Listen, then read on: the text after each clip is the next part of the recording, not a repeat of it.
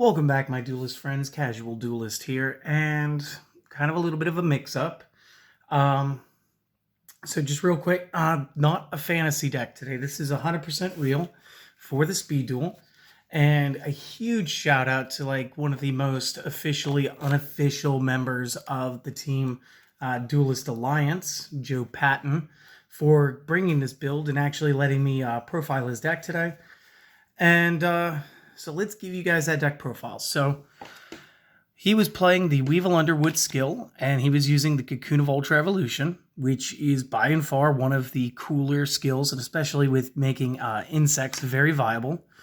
Main deck consists of 3 copies of Breaker, single copy Lava Golem, single Newdoria, 3 copies Parasite Paranoid, 2 copies Perfectly Ultimate Great Moth, single copy Santa Claus. Now, it's supposed to be 3 Sphere Karibos. Right now, he's proxied in Newdoria and Santa Claus.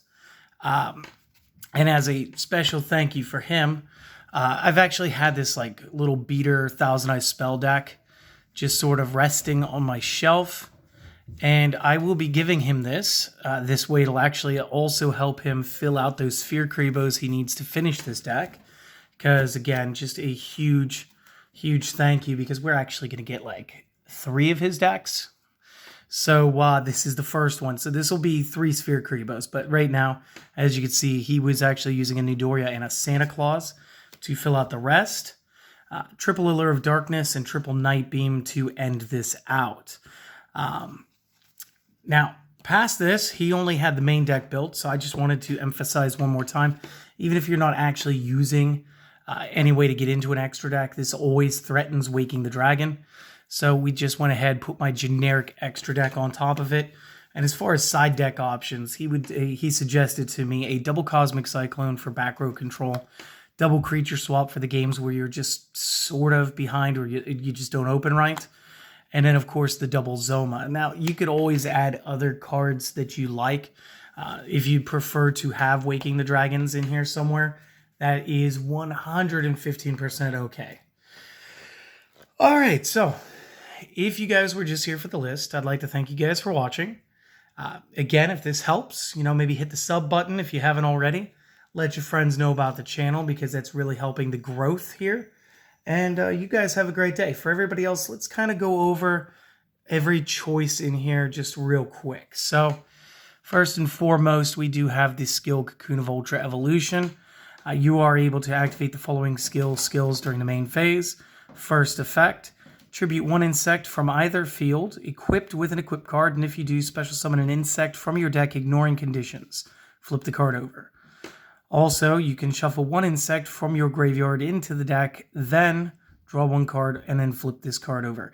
Each skill once per duel, and again, flip it over when you want to activate a skill. So this doesn't have to start and play face up. But again, there's only like 3 Weevil skills out there, and this is probably the best. Now, just remember that text here, ignoring conditions. It's going to be very important for the way that this deck plays. Okay, so back to the first up. We do have 3 copies of Breaker. And again, we're playing these essentially because, number 1, it's dark, and dark allows us to access Allure for consistency issues. Additionally, this is going to help us deal with the back row because we don't actually need our normal summon the turn we're trying to go for game. So very important. Lava Golem and Santa Claus, both in here individually. And they're both here for Kaiju-esque effects. And you know what? Let's just go ahead and pull Santa Claus up to the top too. For different reasons. Now, Santa Claus can do a single. You special summon this from the hand to the opposing side of the field by attributing 1 monster to the control. If summoned this way during the end phase of this turn, you can draw 1 card. The you in question is the controller of Santa Claus. So this would be your single tribute Kaiju. And then Lava Golem cannot be normal summoned set, must be special summoned from the hand to the opposing field by attributing 2 monsters they control. This one has the additional drawback. You can't normal summon or set the turn that you special summon this. And once per turn during your standby phase, take 1,000. And that's going to apply to the controller for the 1,000 damage. And again, this is for any deck that can set up multiple characters in a round, especially like the original Dragon Caller deck. And again, I want to say that since this is more of a mechanic for summoning, Lord of D not really going to be super effective in stopping you from tributing the dragons. So that's very cool. He did tech the one Newdoria. Again, this is supposed to be because of its darkness. And when it is destroyed by battle and sent to the graveyard, target one monster on the field, destroying that target. And again, this is like if you have to take a defensive stance, this is a great option. The 3 copies of Parasite, Paranoid. I don't know how I missed these opening my boxes and doing my orders. I was actually unaware that this and Nightbeam were both in Speed Duel, which obviously makes Cocoon of Ultra Evolution just a way better pick. So let's break this one down. This is one of the reasons he said play the creature swap in the extra or the sideboard. Again, weaker stats equals bigger hits when you're taking your opponent's bosses. Additionally, as a quick effect, you can target one face-up monster on the field. Equip this card from your hand to the target. The equipped monster becomes an insect, which means Cocoon of Evolution. Fits both bills of being equipped and also the monster being an insect. Additionally, the monster that is now equipped can no longer attack insects, and any effects that it activates by targeting an insect monster or monsters would become negated. You can only use this effect once per turn. Now, if this equipped card is sent to the graveyard, you can special summon one level 7 or higher insect from the hand, ignoring summoning conditions. Whew, that's actually pretty amazing, and this is the reason we run 2 mods in the deck. If you have one in hand and one in deck, between the Cocoon and the Paranoid, we can develop both boss monsters at 3,500 at the same time while eliminating a monster from the opposing side of the field. It is just banana sandwich, guys. Additionally, if your opponent just happens to be playing Gearfried for some reason, you could easily just go to equip this to Gearfried and then watch it blow itself up to develop into your perfectly ultimate Great Moth. And again, we're only worried about the stats because we're special summoning it disregarding its condition. So again, 3,500 point boss monster at 2. 3 is too bricky. 1 isn't enough, especially when we can try to get both. Sphere Krebo is just a nice, solid hand trap to block attacks. When your opponent's monster declares an attack, send this from the hand to the discard pile, changing that monster from attack to defense. And the ritual summon portion is written off for this. Again, I got a couple spare copies, actually a full spare playset.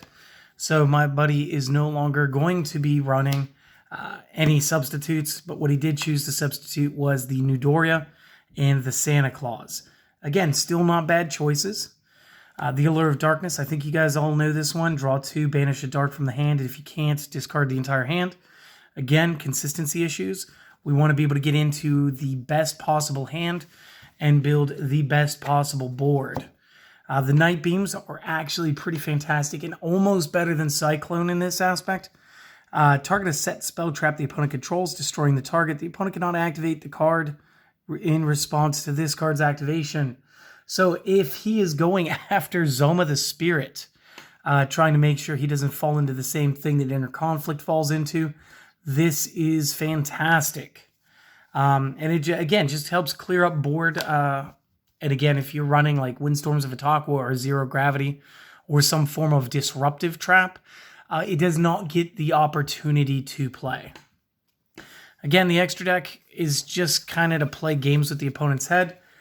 There is no way to play any of these. But when you go for the sideboard and you start having things like Zoma the Spirit set in the back row, we do want our opponent to think twice before they target that card, because if they think it's Waking the Dragon, they understand that they could end up releasing some of the most powerful cards in the game on themselves. As far as the sideboard, we do have the Cosmic Cyclones, and again, these can be responded to. But this is just in case you need to be a little more aggressive about back row removal.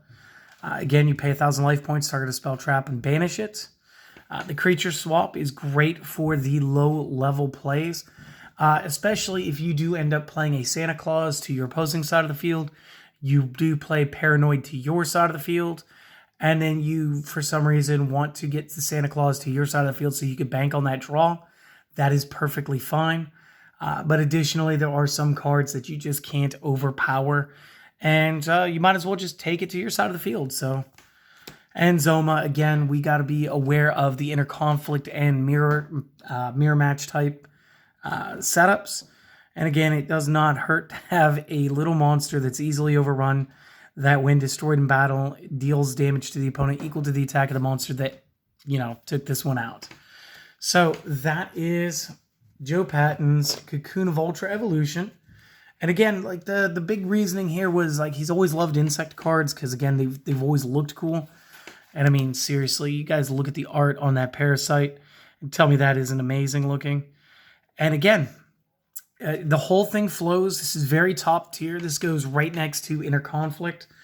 When we play tested this, he play tested both with the proxies being what they actually were, and also as Sphere Kribos. We went fairly even most of the time. And again, I was playing my Inner Conflict, my Pseudo Monarch build. And you guys can find that here on the channel in case you haven't seen it already. And I would like to say that I squeaked out a little more than half the games, but very, very on par with it. And it was just a joy to be able to show you guys this deck. And yeah, I really do hope that you guys have a great day. And thanks for watching. See you guys on the next video.